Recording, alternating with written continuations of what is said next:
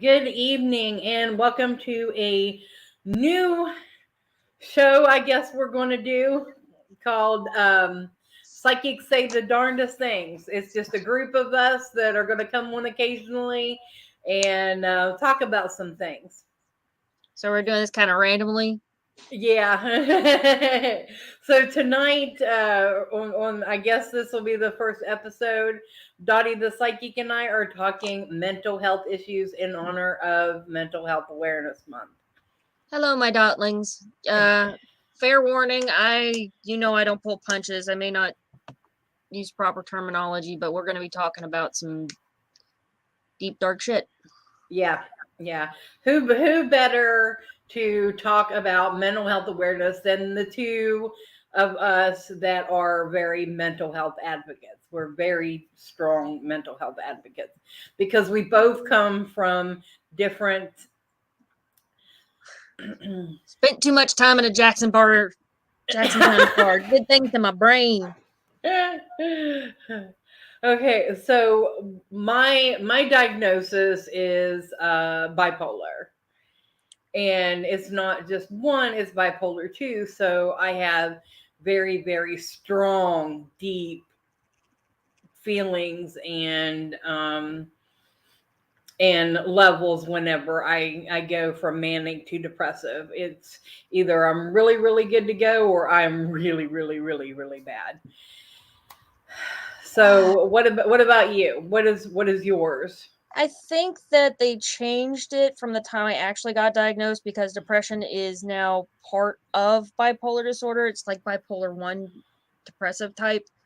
And I don't know, like I have attention hyperactive, ADHD. I know I've got depression with suicidal ideation. That's the diagnosis they gave me, and I know we're trying to avoid using that word, but that's what the diagnosis was that I was given. And an anxiety disorder. Those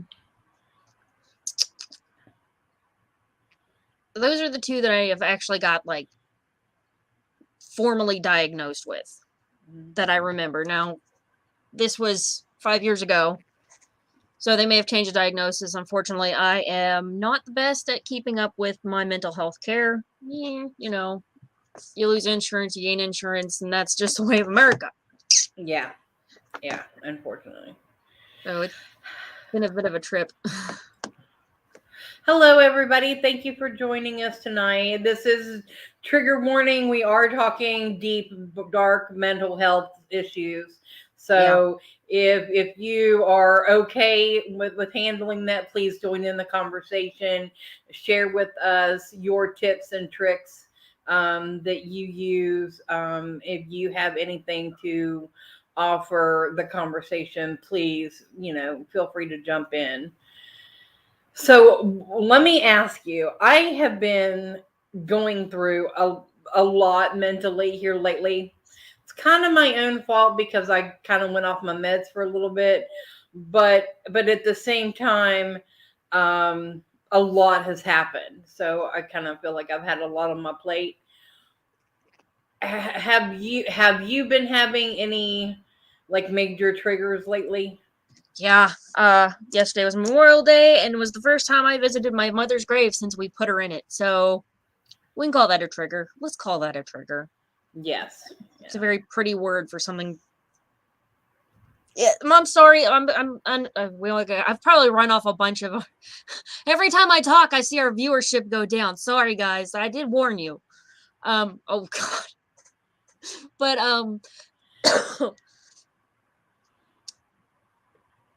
that was a big trigger. I went through a depressive episode back in April and March.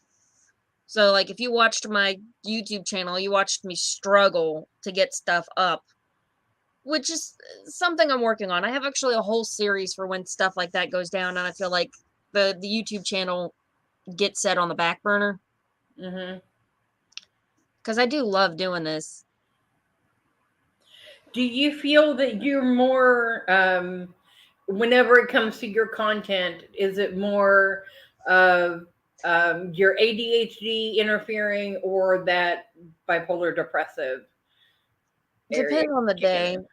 like today, and here's the thing, like a bad day doesn't qualify as a full episode. Like if you've got depression, it's like part of the diagnosis was that it takes sometimes it's 2 weeks or more. Mm-hmm. And so it may take, like this last one took a month and a half. It was like 6 weeks of just being barely able to function. Yeah. And that when you can't function, you can't create. And that's what I do, is I create. I am a psychic first and foremost, is to do out readings, and I still was able to do that, but I'm not going to lie and say that it didn't affect my ability to be compassionate. Mm-hmm. Not just that on a fundamental professional basis, but also just my ability to see. Like all my readings were just off. You can see, if you go back through my reviews, you can see a dip in them, like a literal dip in the reviews. Which, by the way, feel free to give me a 5-star review on Google. It really helps. It helps people find me. It helps, But yeah, this was on Keen because they bring in the clients. And Yeah.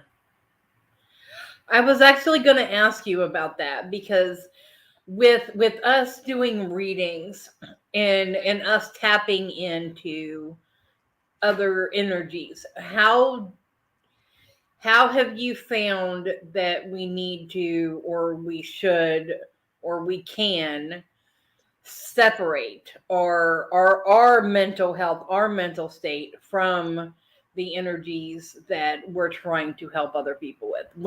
Where is that line?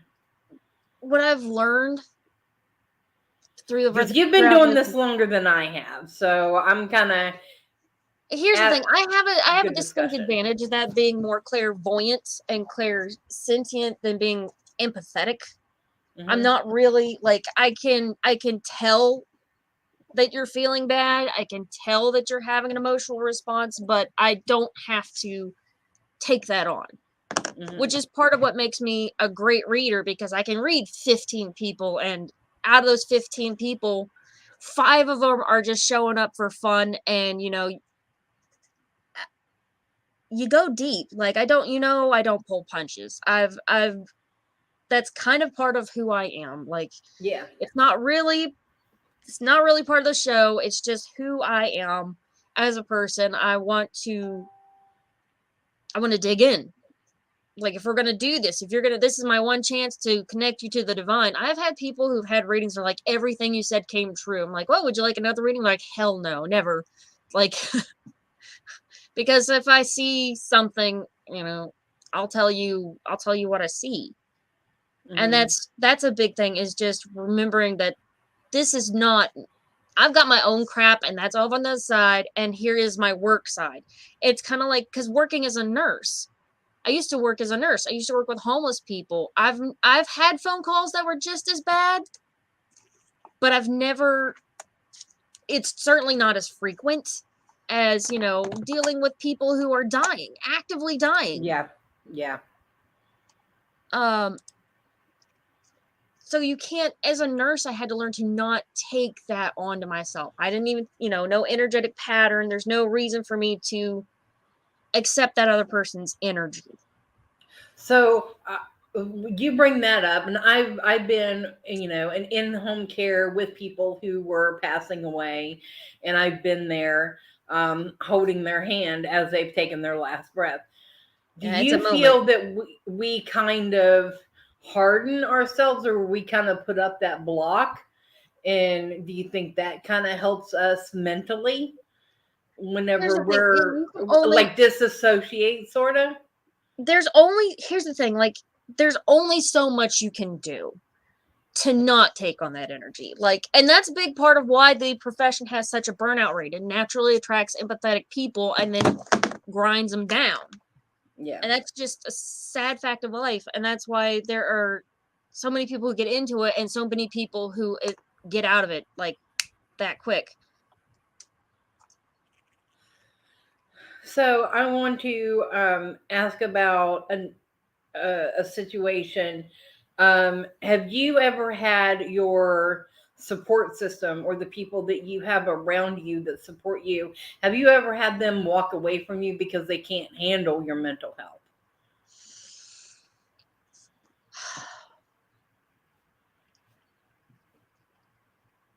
Because this just it happened. It happens to me frequently. I think that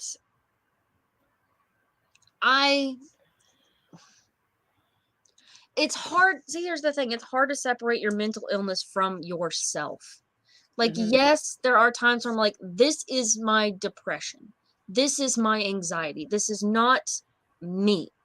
This is a chemical reaction in my brain that is causing me to feel and think like this. But a lot of times I internalize it, and I've got like a list of mental health buddies. I've got a lot of good friends on that list that I call when I'm in trouble, but there's a lot of people who are not on it. Yeah. And I've always been kind of a sensitive about inflicting my presence. I know that's an ugly way to put it, but that's what it feels like.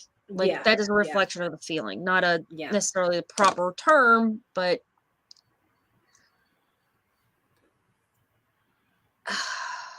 I don't think of anybody who just straight up was like, look, you're just too crazy for me to deal with, because if they did, I would laugh at them, because my mental health is my ADHD is my two-sided sword. I cut myself as much as I cut everybody else around me. And I have had people who have brought up that I'm meaner and things like that, and have probably just reacted to what I said, then rather than been like, it's your mental illness. They've never. And that's the thing, is people don't separate your mental illness from you. Yeah. So, I have had people call me a bitch and walk off, but that's pretty normal. Yeah, I'm used to that. Right. I'm used to having that happen to me too. So I certainly lost clients over my depressive episodes, but that's also a thing, right? Yes, yes. So people. Okay, let me tell you my story. This is what has happened to me. So the past couple weeks, I've been pretty depressed, and I stayed at home, and I've done more sleeping. I'm either working or sleeping, but at least I got up to work. Right. And then I was like, okay, my mind is telling me everybody hates me. Nobody wants to be my friend. Nobody wants to deal with me. My mind is telling me that I am just a big waste of space, and I am doing more harm being alive than I am the opposing. So I decided I was going to reach out to my I wouldn't say my mental health buddies, but those that understand, the ones that I can go and talk to. We do have that support system. Right. It's support system. I call them mental health buddies because it's a list of my friends that like. That they've also going through it themselves, and they kind of understand, right? Right. I had a friend straight call me out one time. She says, okay, we don't deal in fluff. What's wrong? Yeah. I'm like, well, now that you're just going to nail me to the floor, let's talk about it. Actually, it's funny because I had a bad day today. I woke up and just like right out of the bed had an anxiety attack. Oh. That's when mine hit, like early in the morning. So the rest of the day, I'm like, this is me. I'm functioning. This is the best you're going to get. And I actually did manage to work on my deck. So I've accomplished something. And I've learned to turn my coping mechanisms. Reaching out to somebody is an act. So that counts as accomplishing something. And sometimes that's all I get accomplished. You get, okay, I got up, I took care of the dogs, I talked to my friends, I reached out. And I think that's part of why I have become so social, was because when I was at my worst, I was in a bad marriage. We're just gonna leave that section of my life. Like it's the endless source of comedy now, but there was a lot of pain and isolation. Yeah. So one of the things I've done to change that was to learn to reach out. And I'm like, okay, rather than like, when it got its worst, the only reason I didn't commit the act was because I was sitting there going through what would happen at my funeral. Mm-hmm. And the last time I had to do that, Mom was still alive, and I was like, how could I have ever made it okay for her? Yeah. And those are sobering. They're painful thoughts. They're painful Yeah. thoughts, but they are sobering. I'm like, okay, it's like, when the Prisoner of Azkaban, when Sirius Black is like, I knew it wasn't me, and like, it wasn't exactly a happy thought, but it was enough for me to keep my mind. Mm-hmm. I've been smoking like crazy today, trying to quit. I wish I had my cigars in here because I would be smoking right now. Yeah. Because these are heavy topics. All right. I went through, like, I don't really have the thoughts of wanting to. I wish somebody else would come and do it for me so that I'm not actually committing it myself. If that makes sense, is like, I just wish somebody would come and kill me right now, Right. because so that I don't have to deal with this pain. And I it's not, I mean, it gets to be a physical pain because your mind puts you into a physical pain level once you get down to so far. I mean, yeah, right? Am I right? it's like a rock in your chest. I remember Yeah. thinking, because I had a very long depressive episode before I left, like years long, where I wasn't a functioning person. I was barely alive, it felt like. And Yeah. it wasn't going to be that big of a difference to just, I'm a fixer, undoer kind of girl. So like, I don't wait for other people to do my work for me. And so I hate to admit how many times I have made a plan. It's Yeah. because that's one of those things, like, once it's in you, it's permanent. It's like a scar on your mind. Like, once you've reached the point that you have tried, because I do have one, I mean, it's technically an attempt, although I fucking forgot to try. If I hadn't forgotten the safety, it would have been a real one. Yeah. If I hadn't forgotten the damn safety on the gun, I wouldn't be having this conversation now. And it is. And there have been times where things have gotten bad where I have gone out and bought rope because I just come up with a new plan, and it, Yeah. well, which this is all stuff I've even talked about on my YouTube channel. Some of my first episodes were about, I mean, some of them are super duper light, and some of them are just like, bam, right to the point. I did a whole episode where I talked to, it was a friend of mine, my uncle, one of my roommates. We all got on there and talked about, one of my roommates actually had a friend who had completed the act, and she talked about being left behind, and my uncle talked about how in his 20s he had tried, and luckily his friend had walked in and saved him, and how he still, like, it's still there. Yeah. It's hard, but that's why we get on and we talk about it here. Like, everybody's like sad, I know I'm dragging everybody down, but also there's one person who's lower than what we're talking about right now, who I'm speaking to, who is going to stop and think. Because one of the things I realized in that moment is nobody's coming to stop you because they don't know how bad it is. Yes, that's very true. I will absolutely agree with that.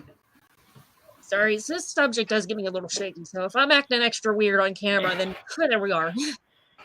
Well, because this is what it does to us. It gets us at our deepest core, and that's just how it is. Right. And it's not like, and it comes up at the weirdest moments, like, just the depression itself is like one thing, but like when it's almost like the suicidal ideation is a separate thing, because it'll come up even when I'm not depressed. Like, things will be going good, I'll be like, that bridge looks like a good place for a body.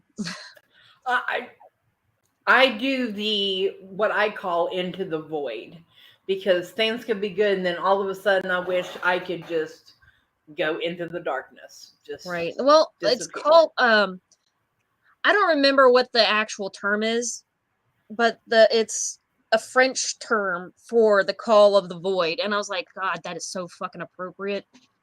Yeah. I that's my biggest thing, and I fight it every single day. I mean, with my version of the bipolar and anxiety, I fight that desire to end things every single day. Yeah. It's just it's a massive choice, and it's exhausting. It can be. It's It's like a rock on your chest. It's like this extra weight you got to carry around, and you forget about it sometimes, and that's when it just comes up and pops you in the back of the head. yeah, yeah, it does. Like today, yesterday was emotionally hard. We went and decorated all the graves.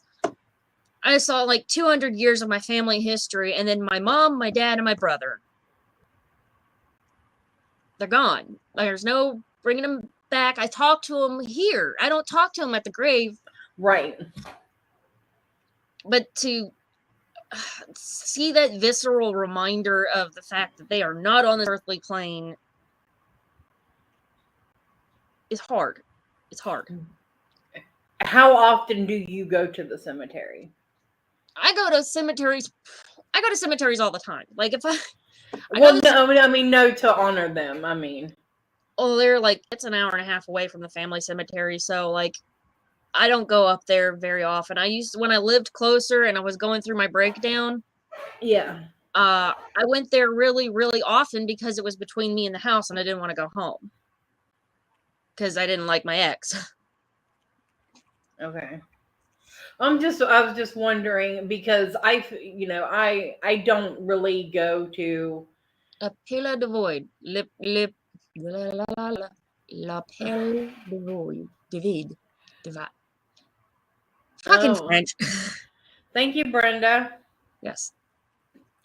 So but I don't go to the cemeteries.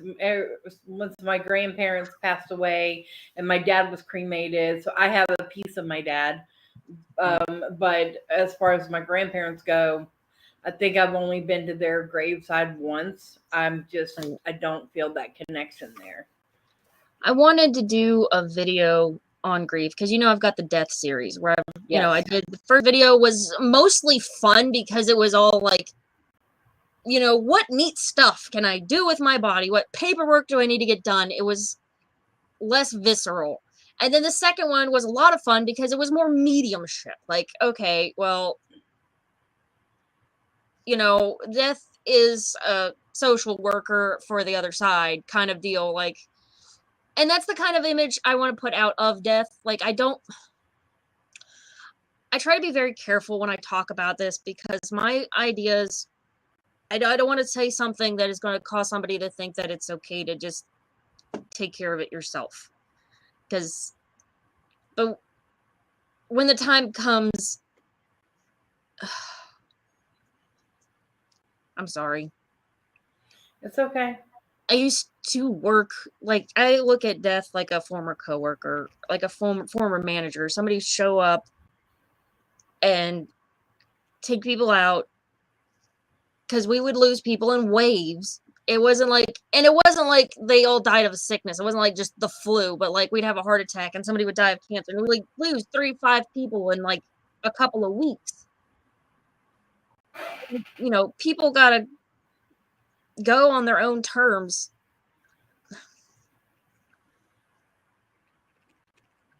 Yeah. I kind of look at it as a she, like a pretty goth lady. Because I'm a kid from the 90s, But, God, I'm sorry. I don't even know where we're going right now with this, but it's okay. It's okay. We're talking about what we need to be talking about. Right. As it goes.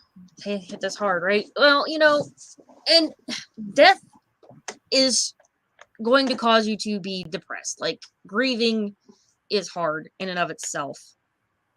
If you've got a mental illness, then you're dealing with grief, complicated grief. And I'd really tried to work on this video about grief basically since, like, while my mother was dying. I was like, okay, I'm gonna just, I can't do anything else except for sit here and wait with her. So I will try to do this because there's no fucking way I'm taking a Keen call right now. Yeah. I did once, and that was a disaster. I'm like, I don't know why I'm trying to work through this. Like, that's some Yeah. shadow work to be done at a later date. Yeah. I'm trying to quit smoking, but, like, this is a heavy subject, and it's been a rough day. Yeah. Like, so now that I'm, like, dealing with grief and looking at it and trying to take a sympathetic view that is going to help other people to walk through this process, I'm like, I'm not okay. I'm trying desperately to be okay, and some days I am okay. But some days I'm really not okay. Like, Mom was a big part of my support system. She's one of the reasons that I stopped. Like, she's one of the reasons, she's one of the things that, you know, she's the face I would see when I was thinking about it. Like, okay, if I do this thing, what would it do to her? Yeah. And now she's gone. So there's this space that I have to fill. And it's, you know, it only takes one reason to not do it. Yeah. But you try to have a few on deck. Yeah. And don't make life changes during the grieving process. Right. Well, the thing is, like, the grieving process is never really over. Every Christmas, every holiday. Yeah, I don't. Since 2022, since I lost my grandparents, they were my big support system. They raised me. My mom worked all the time so that she could take care of me, but my grandparents were my parents. They raised me. They were my everything. My grandmother, I swear, was my soulmate. I still grieve on the daily. I feel like they're still with me. And my grandmother was, and my grandfather was who I used to go to when I would have these episodes. Right. And they would understand. My mom does not understand mental health issues at all. Right. No matter how hard I have tried to explain to her to get her to understand. For some people, they don't comprehend. No. Yeah, I know the subject was supposed to be about mental health, but I feel like, you know, grieving is a part of mental health. Yes, it is. Yeah. And so let's kind of backtrack out of this subject. I'm still working on that video. Like, it has been so hard to sit down and work on the script for it. And some parts are super easy when you're talking about, like, other people. Mm-hmm. But, like, I'm not going to sit here and pretend like my mental health does not directly affect my work. It always has. Like, you know, but you get in this place in your head where, like, you got to go to the next person. Like, you'll deal with this later, and if you don't deal with it, like, if you don't do, like, the energetic cleanse, if you don't decompress, then you're still holding on to that. And you have to, like, clear the emotional field. Mm-hmm. How do you know when it's time for you to be like, I gotta log off. I can't take anymore. I need to stop right now. How do you know you're at that point? Usually, here's the thing, like, with anxiety especially, and depression, there are physiological things that happen. Like, if you look at my hand right now, like, I don't know if you all can really see it, but I'm shaking. I had an anxiety attack today, and so I am literally shaky. And usually, like, that's a big tell for me. Like, if my body feels like, if I feel like I am holding on to a freaking electric cord or something, like, low voltage. It's time to go on ground.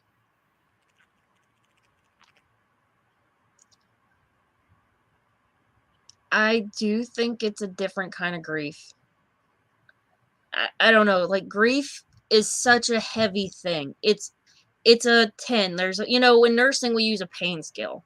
1 to 10, and you're supposed to rate your pain from, this is mildly irritating would be 1, like I know it's there but I couldn't care less, but it was almost like an itch, and then like 10 being I feel like I'm dying. And when you reach that 10, you can't be expected to compare it with anything else. Mm-hmm. And so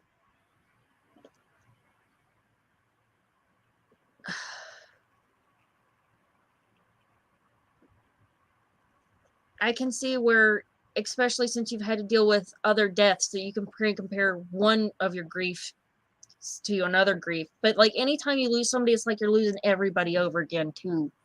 Yeah. And that complicates things.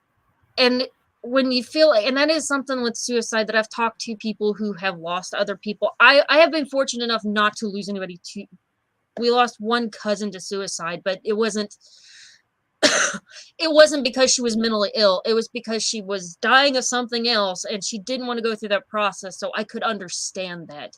Yeah. I think what hurts people more with suicides is this list of what ifs. It's a survivor's guilt. It's, the unanswered questions, that thing I could have done. And the real truth is that when we all get opportunities in our life where you can choose to not continue, and you can't blame somebody for making that decision, and it's hard not to, especially with like suicides or accidental deaths that could have been prevented, or overdoses, which are somewhere in the middle. Like it's not really a decision we make on this astral, on this earthly plane. Right.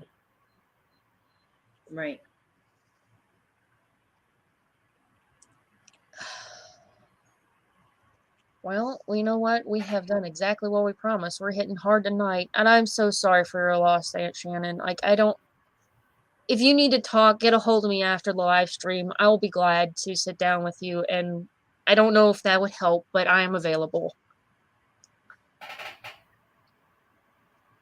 Lead poisoning. Oh gosh. Yeah. I'm sorry to hear that too. And yeah, it's not an easy subject. But life isn't easy, and psychics, health workers, we all know, like, it's part of our job to help people at what are some of their lowest points. It's funny because you think of psychics as being something of an entertainment spectacle sort, but we get the calls of people who are afraid of the mental health system. Yeah. We get the calls of people who need to talk right now, and it's going to take a month to get into therapy. And I know that I've fielded a couple of calls where people were thinking about killing themselves. I'm like, if you've got nothing else to live for, you got spite. Like, spite's a reason, man. Spite's a reason. Spite's a great reason to live. Absolutely. The best way to... Go ahead. Do you feel like some of our best training actually came from working in the health field, taking care of people? Oh, yeah. I mean, I've seen way more. I've done more mediumship. I've done more. I've seen more ghosts. I've seen more crazy shit. Some spiritual level, what just happened, just things, as a nurse than I ever have as a psychic. Like, you go into haunted houses to look around, and yeah, you run into a couple of ghosts, but it's not the same. you know, once you've been in the presence of somebody who is actively dying, you are not the same person. You have to sit down and examine what you really feel about what's going on. And some of the things that happen are not things that have any grounding in this third dimensional understanding. Like, you've got to reach out for something. And I'm not an atheist by any means. Mm-hmm. But my ideas of God are very, very loosely orientated. Like, I try to stick to what I've seen. But what I've seen is pretty crazy shit. Like, you know, I've given readings that were spot on for people I'd never met before. There's no reason for me to know the information I knew.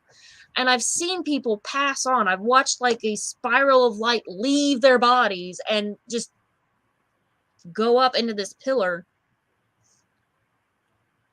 And I've seen, you know, every time we were getting ready to go into death cycle, our electronics would go on the fritz. It was crazy. It was like, I don't know what death's got against our computers, but I wish they'd leave her. We should just leave them alone. Just don't touch them. You don't have to document shit. We'll take care of the documentation. Thank you very much. Yes. We had a computer set fire one time. Like, it started smoking. I'm like, why is this thing smoking? What did you people do to it?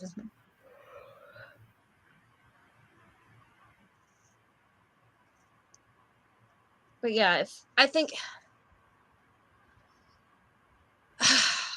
here's the thing, like, if you're really genuinely thinking about it, then it's time for a big change. When you reach a point where you're considering it, genuinely, really considering it, and I'm not talking about when it just pops up on you, because it does. Once you've reached that point, it never really goes away. But when you're really genuinely thinking about it, meditating on it, then you got to realize there's something in your life that is unlivable, and that life is over. And as long as you still got a pulse, you're free. That life is over and you're free, and you can start your life over and do something completely different. And that's what I had to do. Like, I had to walk away from everything. I burnt my life to the ground to get out. I like get an image of, I'm sorry, my depression has me to where I just want to sleep. Normally I'm in bed by now. Right. but normally, I feel like we're in a hot air balloon, okay? And these weights are holding us down. But as soon as we can break even one of those weights, it's going to lift us up and lift us up out of that dark place that we're in. Right.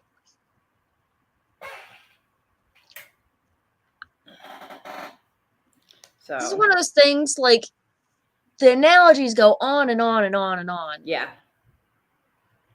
I'm not good with putting it in analogies. Like, there are just days I wake up, and from the moment my eyes open, my brain is racing over all the things that I need to do and haven't done, or all the things that are going wrong. And I'm like, there's no, and academically, I know that this is not helping me function. Academically, I know that this is not true. What my brain is telling me, that internal voice has become so poisonous and hateful that I have to ignore it. I have to ignore it. But it's hard to get out of that space. What do you throw yourself into? What is your divergence? A lot of times I try to go for a walk. I have reached the point where I'm like, okay, if I've gone full-blown anxiety attack, like, I just start calling people. I've got like a list of friends. I'm like, okay. And I tell myself, like, okay, I can call them with all this. Then they know that they can also call me. Yeah. And a lot of them do. I think the mental health buddy system Yeah. It's crisis buddies are important. right. And when you get, and there's an honor to be somebody's crisis buddy. And that's something that's hard to see when you're down in it, is that if you trust somebody enough to share this with them, you are honoring them. And that's how I feel honored when people call me when they're in distress. It feels like I've always tried to take on sacred duties, because I can't do a job I don't feel some passion for. I have to have a good reason to get out of bed sometimes. And I have to make up that reason sometimes to get out of bed. And sometimes it's a struggle. And sometimes I don't win. Sometimes I don't win. Sometimes I lay in that bed and I wallow in my shoulda, coulda, wouldas. Yeah. And I watch too much YouTube. And I just try again the next day. And that's sometimes all you can really do. We got a lot of tears on this video. Like, we got a lot of feedback. I really hope... Here's the thing. I feel like I have to justify talking about this.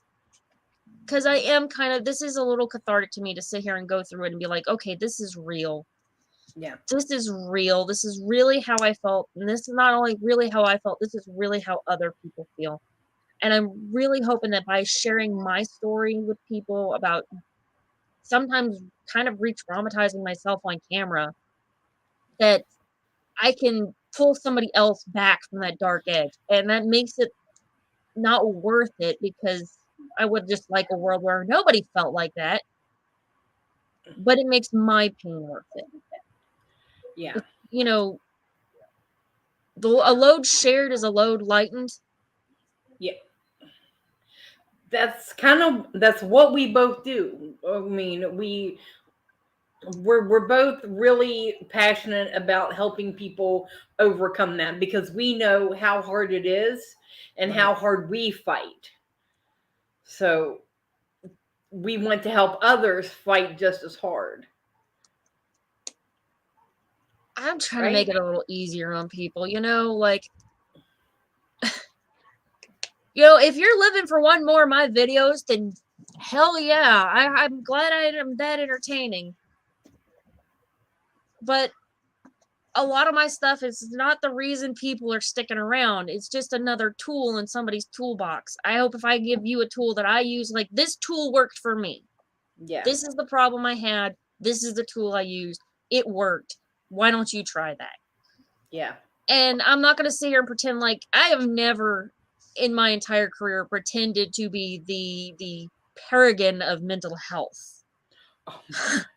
I am a fucked up individual. I don't have issues. I've got volumes. Yeah. Like I can't.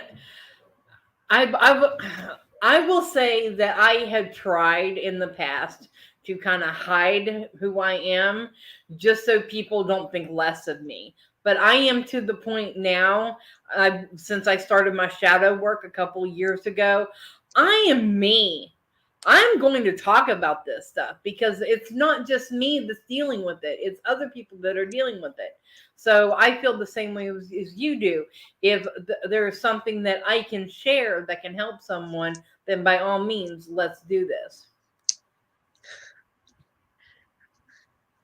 Well, if you're not sure how you got here, well, none of us know, honey. Like, when the universe screws with you, sometimes you just got to go with it. Watch some of my other videos; they're a lot more fun. I've got some fun videos too. I swear, I don't just dig into raw nerves all the time. No, but this was needed. This was needed. This is the end of Mental Health Month, and us both being advocates, we really needed to touch this topic. Yes, therapy's cool now. Dottie the psychic said so. Absolutely. I love my therapist. I'm just saying. Right.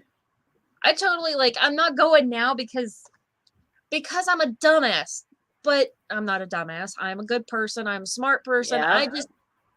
I don't always make the best decisions. And one of those decisions was to stop going to therapy, because, you have to find the right therapist. Yeah. Finding a therapist is a lot like finding a psychic, and there's always going to be. I feel like we're always going to be filling in that mental health gap of people who are too scared to go to a therapist. You know, I think that's part of like it's the same thing. You want questions answered, and the psychics, we reach into the vine to find the answers that you need. And therapists lets you talk it out. They help you to figure you out. It's a different process, but I try not to always put myself first, but I realize that it's my job to take care of me. Yeah, because nobody else is going to. Right. There was a moment, honest to God, like when, because I got to take a grippy sock vacation after that moment of mine. I got to go to the grippy sock vacation because the next day I was obviously not in my right mind for like days. So I told all my coworkers that I'd done what I'd done and wrote a half a suicide note like I was going to come back and finish the damn thing. And that's some grave humor for you. It's like a blonde joke lived out in real life. Like, what are you going to do? Are you going to come back and finish the thing? No, it's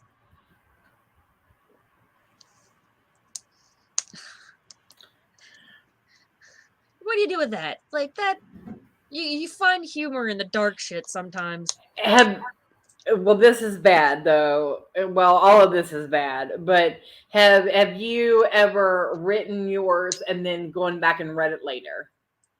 I did not have the stomach for it.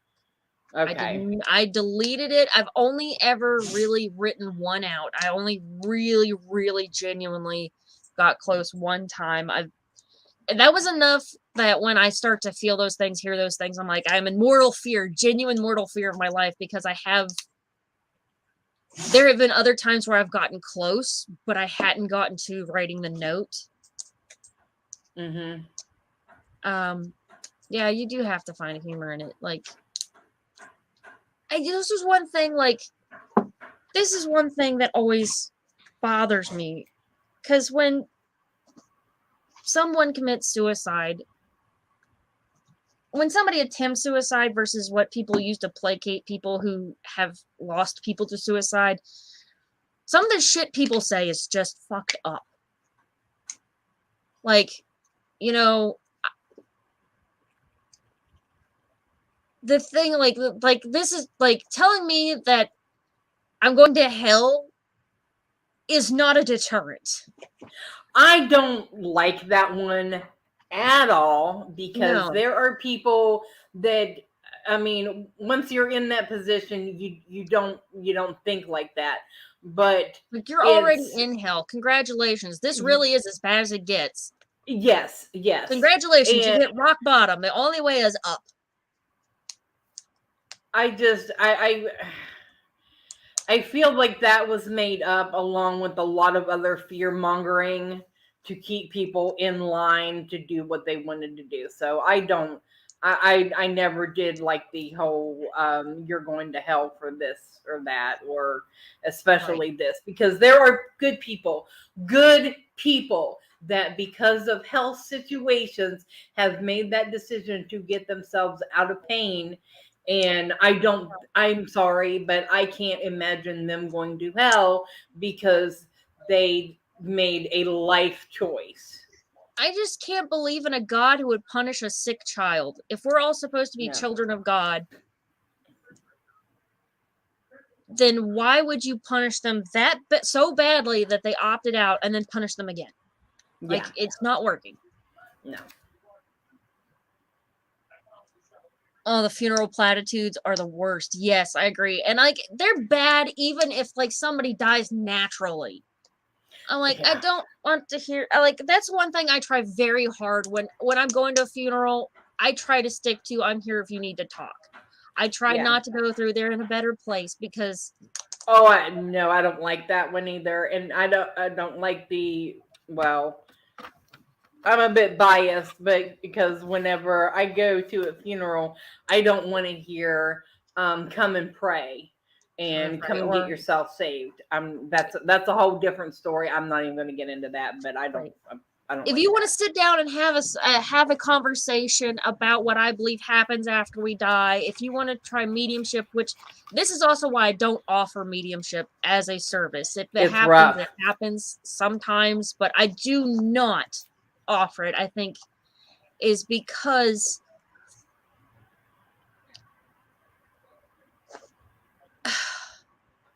I'm not dead. I don't know. I only know what I've heard from dead people. And it sounds very nice, but that's not what's going on here right now. You know? Yeah. It sucks. Yeah. Yeah, that's actually that's the best platitude I've gotten to. Honest to God, like, wow, this sucks. The sorry for your losses is okay. It doesn't sting as much as some of the other shit people say. Mm-hmm.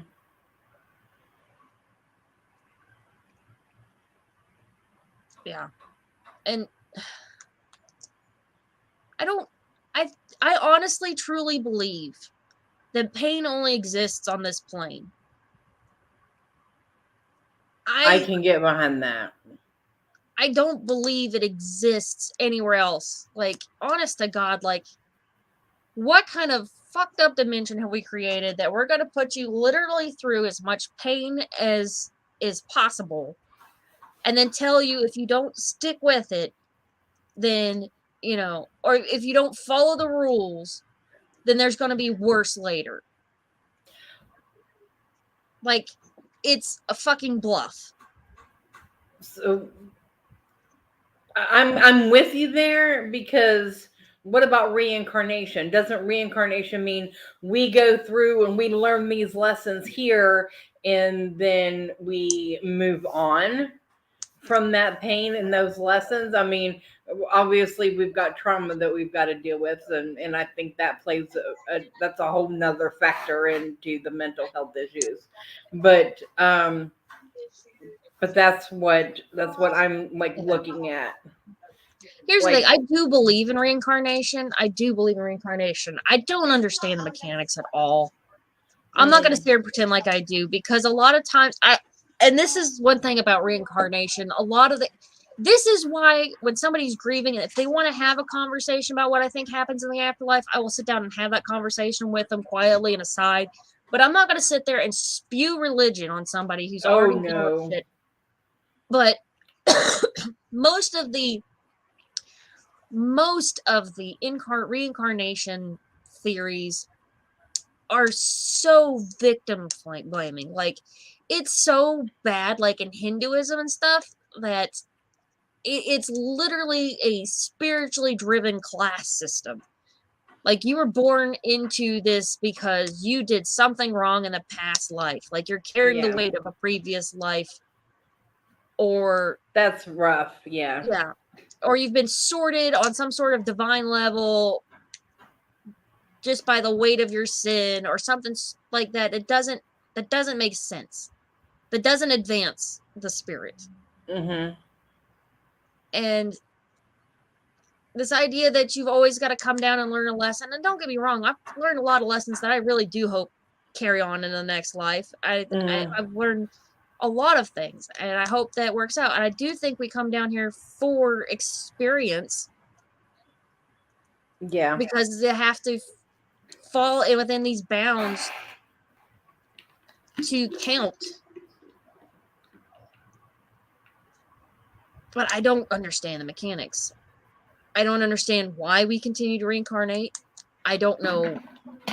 I can go through, and I've done past life regressions, and I know where my past lives were, which oddly enough, the one that I really stand out and remember is the freaking Puritan one, which oddly lines up more than I care to admit. Like, I know it sounds weird, but like it makes sense in my world. Yeah. Like, well, that explains a lot. Yeah. I've been there. I know that one. But the whole point of dying is to restart. So why would you restart with baggage? Yeah. Like, you're gonna pick up enough. I do think that there is like a soul contract, but I don't think it works the way people think it works. I want to dive into more of Akashic records and hopefully find out some more information as to that. That would be a great another It's a whole topic. that's a whole nother episode. Like, Yes. honestly, I've kind of enjoyed talking about this lighter shit. It's like, it's funny when the afterlife is the light shit of the podcast, then we've all reached a point. Oh yeah. Honestly, and part of the reason I don't mind talking about this, I had in the middle of the depressive episode, I'm sitting there, I'm just like, just mostly ranting. I wasn't even like, I was trying to get it out of me. It was a selfish act, but it wasn't like a terribly selfish act. People were listening and being compassionate, and I would be there for somebody else doing the same thing, so I don't feel bad about it. But this lady looks at me and she says, thank you for sharing that, because it does make it easier for everyone else. It makes it easier for me. I'm like, I made that life a little easier. I'm like, okay, well, I guess that's the cosmic kick in the ass I need to get started on my videos again. And doing things like this where we're destigmatizing. Having these conversations. Yes. Yeah. I mean, I guess that's the thing, is like, I am a hardworking person. I am a small business owner. I am semi-respectable, and I deal with this. And I still function. Yes. And not only that, I went from a place where things were very dark, and I totally changed my life. It wasn't easy, but once you've reached that point, and you need to make a change, you can make that change. Yeah. I absolutely agree with that, because I feel like there was a change that was made and it felt like a rubber band snapped and so much weight was lifted off my shoulders at that point in time. It's horrible, because I mean, it's someone that left my life, but it was like, well, I guess they, I internalized it a lot. Like, what was wrong with me? What did I do that was wrong? But it wasn't really me at all. It was they couldn't handle dealing with everything that I deal with. And that's understandable. Not everybody can handle that. Not everybody is as open and I'm not going to say as loving and caring, because I feel that they are that type of person. It's just not everybody can handle and get to that level that we need them to be to handle our shit. And there's not really any other word. It's handle our shit, because it's a lot. That's the thing. Like, once you reach that point, when you reach a point where you're in so much pain that you just want it to stop, and you will do anything, including ending it all, to stop the pain, something has to change. And I would not blame, I don't blame victims of suicide, because that's what they are. They're victims of suicide. Yeah. I'm not blaming them for making that choice. I made that choice. It just happened that the gun didn't go off. Yeah. But after that was over, it was like I had died. A part of me was changed forever. And I couldn't go back to living the way I was living before. And simply being able, and one of the things that I had to learn was sometimes things just don't work. It doesn't mean that, like, my ex, I still don't think he was a terrible person. He was just very damaged, and our damages did not work together. Our damages made each other's damages much worse, and that is not something that carries a value against your soul. It just was a mechanical truth. Well, and you say that, and I can say that I kind of had a similar situation, because my ex-husband didn't understand me and didn't want to deal with me, and I ended up going inpatient. Well, I tried.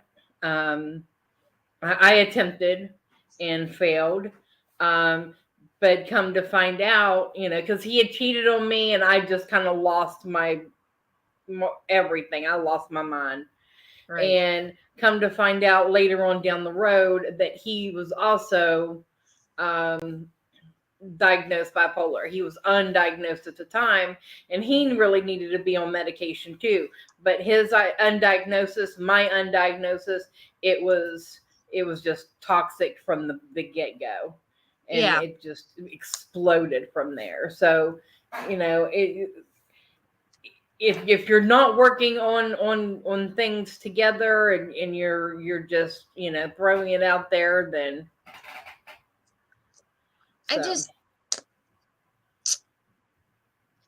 I fell in love with something that wasn't real. Well, I didn't even want to get married. I felt like I was being sold. Seriously. That's a whole nother story. But anyway. So, that sounds like an interesting one. Oh, we're up over an hour, and this has been a very hard subject. Yeah. I don't know about you, but I'm kind of drained. I've got a headache. I'm not gonna lie. Like today, like I said, I had an anxiety attack today that it wiped me out, and I've been trying to function, and then this has been heavy. Yeah.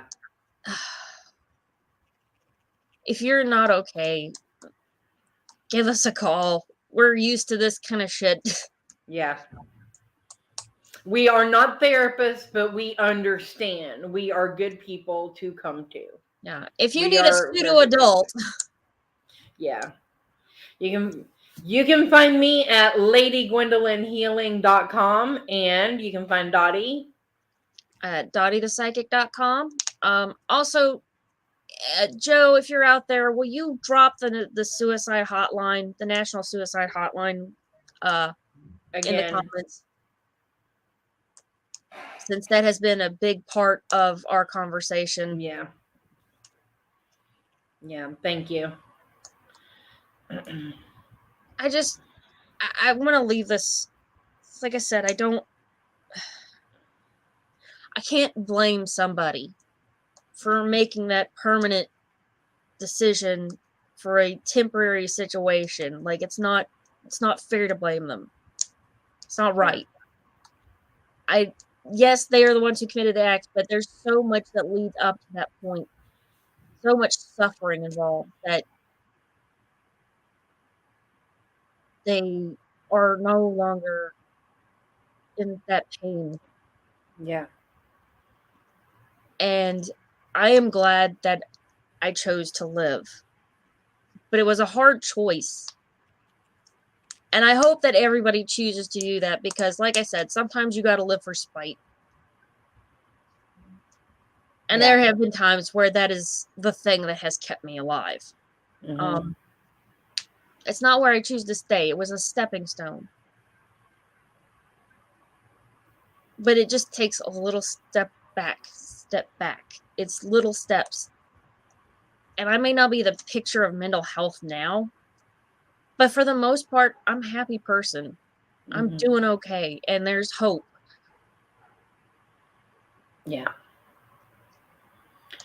We do our best. We struggle, but we fight every day. And I've learned I wish I had said this earlier, like the reasons thing. Like this is what's pulled me back is the reasons.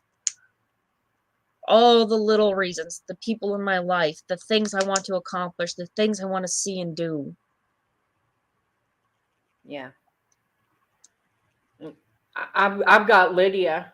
I've got, family and a created family around here that does love me and does support me. And I feel like I do a lot of good. I feel like I don't do enough sometimes. And I do feel like I'm failing the community, but that's my insecurities. But that's my inner dialogue. That's my inner dialogue. That's the hardest part to fight, is the inner dialogue. That's the one. That's like, Yeah. I have no. When people talk shit, it doesn't bother me so much because they can't come up with anything worse than what I've already said to myself. Yeah, absolutely. Absolutely agree with you 100% right there. Right. We're over an hour. I want to thank our guests who shared their experiences. Mm-hmm. You know, we are available. Therapy's great. Absolutely. So are happy pills. Not gonna lie, Wellbutrin is a godsend. I love my combination too. So Right. but So all right, fuck you, everybody. doctor. We love you, and I hope that we were able to help you in some sort of way, or at least make you feel more comfortable, that knowing that you are not alone out there. And if you need a safe space, you have it. Find your support people around you. And I hope that they give you love, comfort, and peace that you deserve. So. I don't know how to end this. I don't know what I want to say. Just that you're not alone. It feels like you're alone because people don't know where you are. You got to tell them. You got to reach out. There are people who want to help you, but you got to let them know. Yeah. Even sometimes the people that you wouldn't think that would be there to listen, sometimes are the best people that are willing to stand there by your side. Right. So don't be afraid to reach out to those people. Okay, it's over an hour and I'm burnt, and I love you guys. I really hope that this has helped someone, given somebody a new coping mechanism, brought some peace. We love you guys. Be well rested and take care of yourself. Safe travel and much profit to you. Good night.